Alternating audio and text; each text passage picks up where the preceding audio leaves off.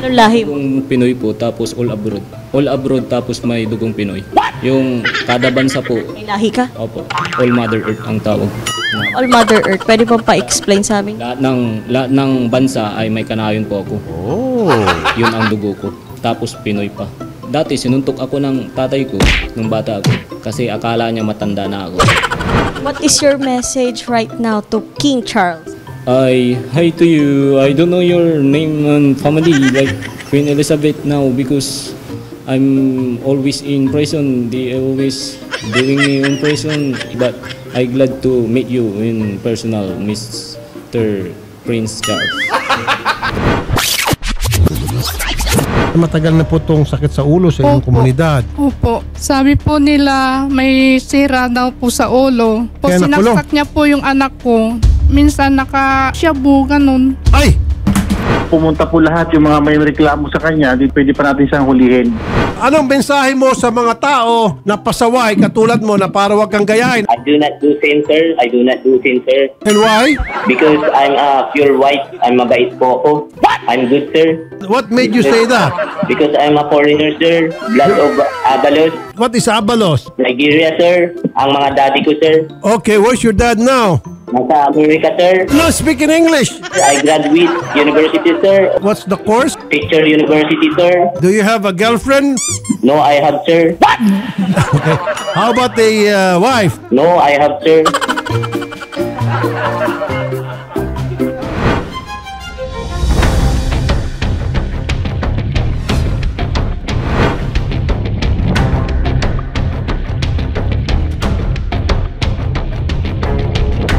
Kap, pwede niyo po ba kaming mabigyan ng background po neto ni Jeric, yung inirereklamo po sa aming programa?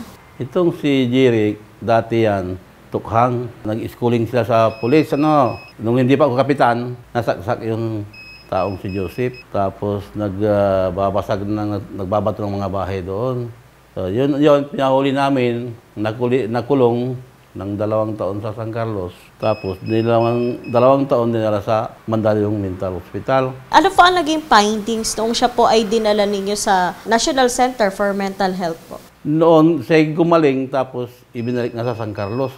Tapos, siya nagkasala ng pananakit. Nahatulan siya ng 2 taon, natapos ang sentensya niya, tapos pinalabas na.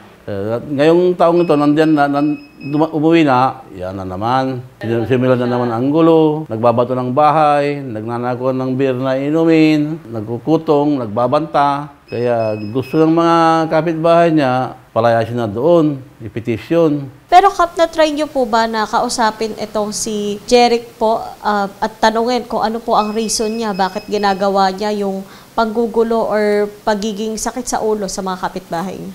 Yung tinatanong ko minsan, ang sinasabi niya parati, ninanakaw ang kanyang halaman na sili at sitaw ng mga kapitbahay, kaya yung pinag-initan niya doon sa nanay ni Joseph, yung sinaksak niya. Pero totoo po ba na itong si Jeric po ay foreigner? Because I'm a foreigner, sir. Di po. Taga rito yun talaga. Kausap nyo si Senator Raffy Tulfo, katabi mo naman po si Jeric, di ba po? Opo. Ano po yung mga napapansin nyo sa kanya? Kasi nung umpisa po ng pag-uusap, okay naman po siya kausap. Opo. Nung bandang dulo, bigla nang nagulo. Nung unang usapan, kausap siya, matinong-matino. Pero nagtatagal na, parang nawawala na sa landas, yung pa-English na. Tapos sabi niya siya, foreigner na. Okay, doon tayo po ba na nahuli niyo siya na yon? Sino po yung punteriya niya? Wala namang punteriya ka nang sisigaw, lakad ng lakad. Pero may dala po siyang itak. Kumbaga para po ba siyang naghahanap ng kanyang iitakin? Yung pamilya ho niya, Kap, ano po ba ang ginagawa? Bakit hindi po masaway-saway itong si Jeric? Kasi yung ama niya parang natatakot na rin sa kanya, may phobia na rin. Kaya gusto na rin iparehab o ipakulong, pati yung lola niya. Dahil panik ang mga kapitbahay. Kap, pwede po ba kaming makaasa sa inyo na ito pong mga nagko-complain sa amin, since iisang helera lang din pala sila, magkakapit-bahay, mapatingnan po natin sa mga tanod po, maparondahan. Gagawin namin makakaya, madam. Pero talagang ronda namin yan hanggang sa ma-file ng kaso. Kasama namin yung mga kapulisan dahil meron nandoon. Kasi yung gagawin kong pisan order, utusan ko sa CBO, pati kami na rin. Magandang umaga po sa inyong lahat. So kahapon pala, pagkatapos po ng ere ay pinagbantaan kayo ni Jeric. Lahat po ng nasa video. Opo, ma'am. Sir, ano po sinabi sa inyo ni Jeric kahapon? Pasalubong kaming dalawa, sabi niya dun sa may gareta. Tulpo-tulpo kayo, may mamamatay na sa inyo. Bali ngayong araw po, pupunta na po tayo kay Chief of Police ng Malasiki, Pangasinan po para po matuloy-tuloy na po natin ito pong pagsasampa ng kaso laban po kay Jeric. Opo, ma'am.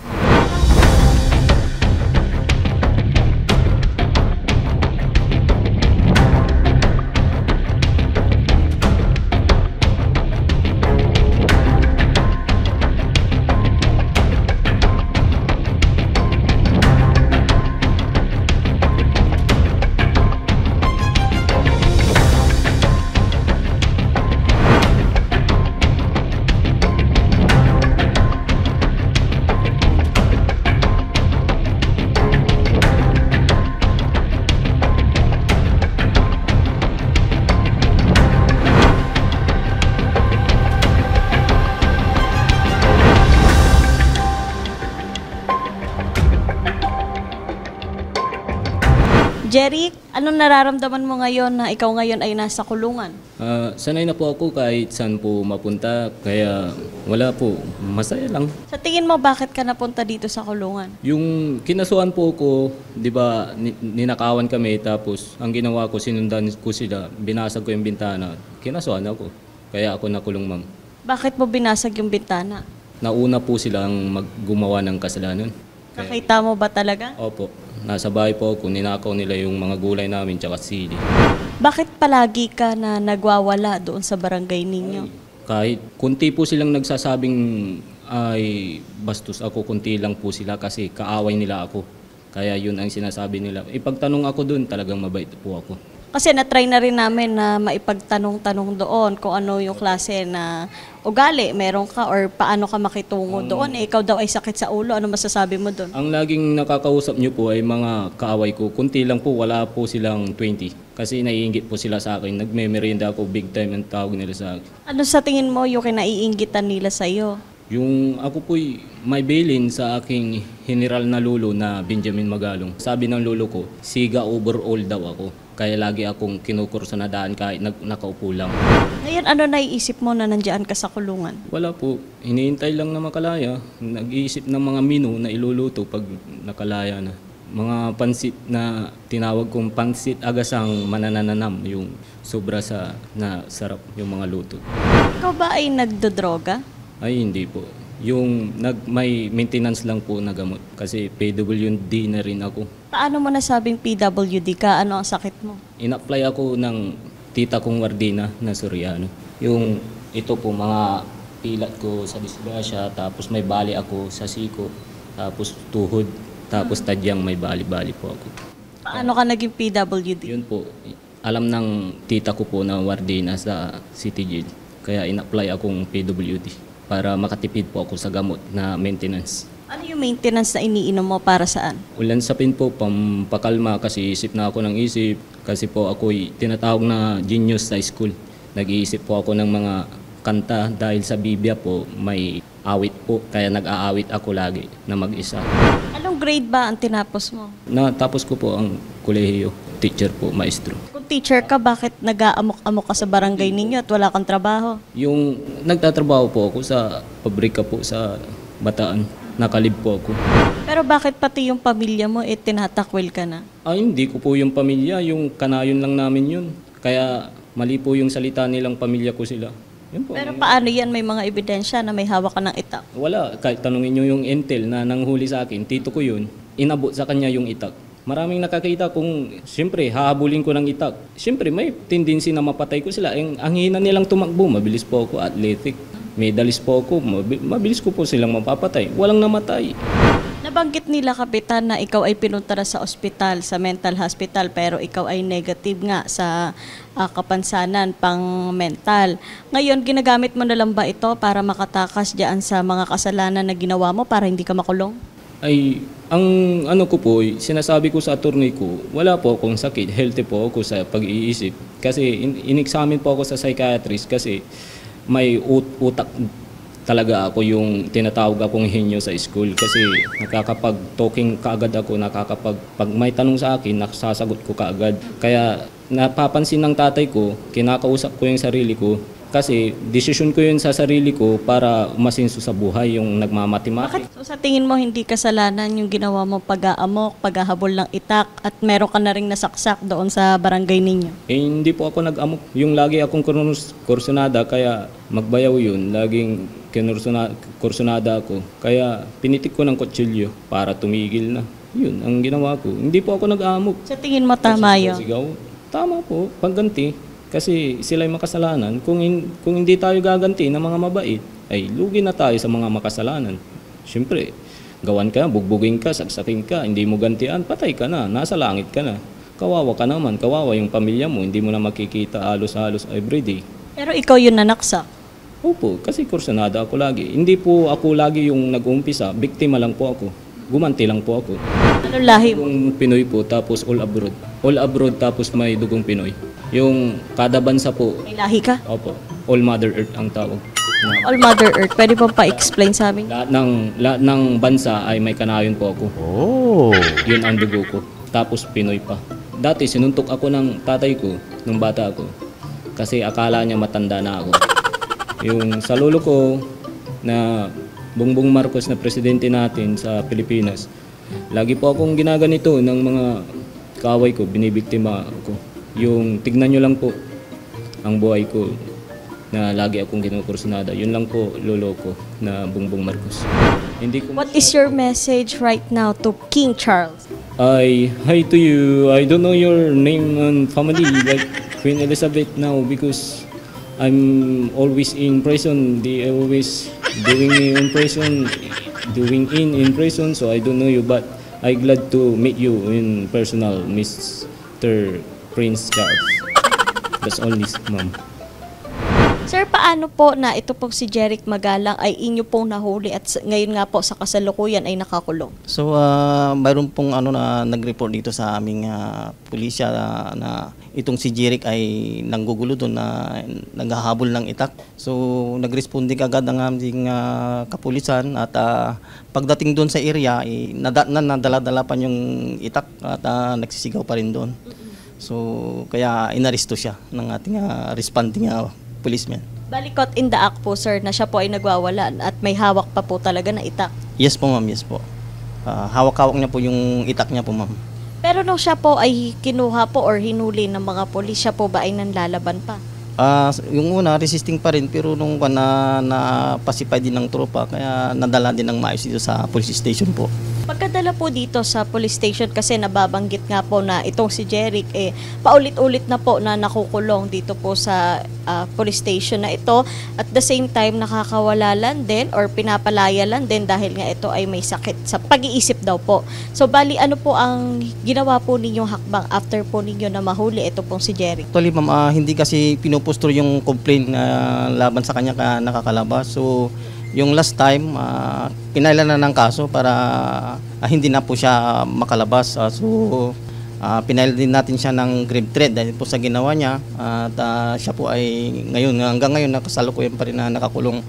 So, ginawa namin, dinala din namin po siya sa ospital. Kasi may kwan naman na parang mayroon din siyang doon sa pag-iisip, problema sa pag-iisip. So ang nagiging assessment naman ng doktor ay siya po ay mayroong sakit na paranoid schizophrenia. Pero dito po ba noong siya po ay nakakulong na sa kulungan, kamusta naman po ang pag-uugali po or paano po umaakto itong si Jeric? Maayos naman po, ma'am, yung kanya dito as long as nakakakain po siya ng maayos at saka nakakatik po siya ng kanyang gamot.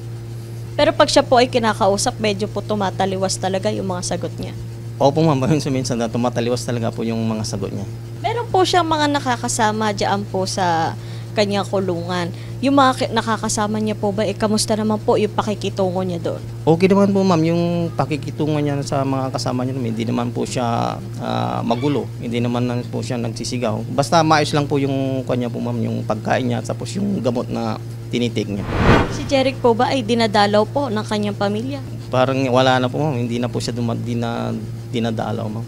Ito pong case si Jeric is bailable po. Itong pamilya po, hindi pa po pinapiyansahan itong si Jeric. Po ma'am, actually yung kaso naman niya is bailable naman po siya ma'am. Mababa lang po yung kanyang piyansa, pero ayaw nilang makalabas pa, baka mangyari ulit yung kanyang mga gawain. So hinahayaan na lang dito na nandito siya under the custody natin para hindi pa siya makapagpagulo doon sa kanilang lugar.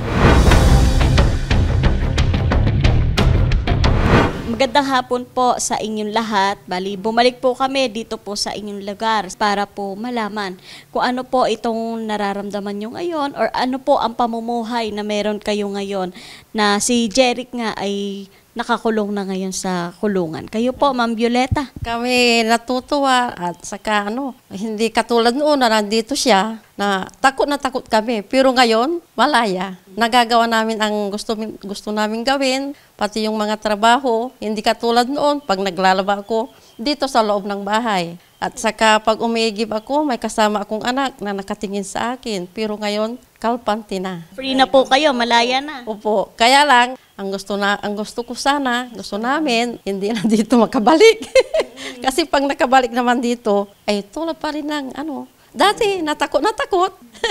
Pero ngayon po, masaya ho kayo. Opo, nagpapasalamat po ako kay Sir Rafi Tulfo dahil tinulungan po kami. Kayo po ma'am, nalaman namin na ito po palang asawa nyo, itong hinahabol ni Jeric, kaya po siya nahuli ng mga polis na may hawak na itak. At naging sensitive din pala itong pagbubuntis ninyo, na-stress din kayo, naging mapanganib po dahil kay Jeric. Ngayon po, ano po ang nararamdaman ninyo? Natutuwa po kami ma'am syempre, lalo na po wala na po dito yung salot sa barangay namin. And nagpapasalamat po kami kay Sir Rafi Tulfo. Naway, hindi na po siya makabalik po dito sa barangay namin para talagang maligaya na po ang Maligaya Street po. Maraming salamat po Sir Rafi Tulfo dahil natulungan niyo po kami sa aming problema. Sana Sir, tulungan niyo po kami hanggang sa huli para hindi na makabalik dito, Sir, kasi natatakot kami sa kanya.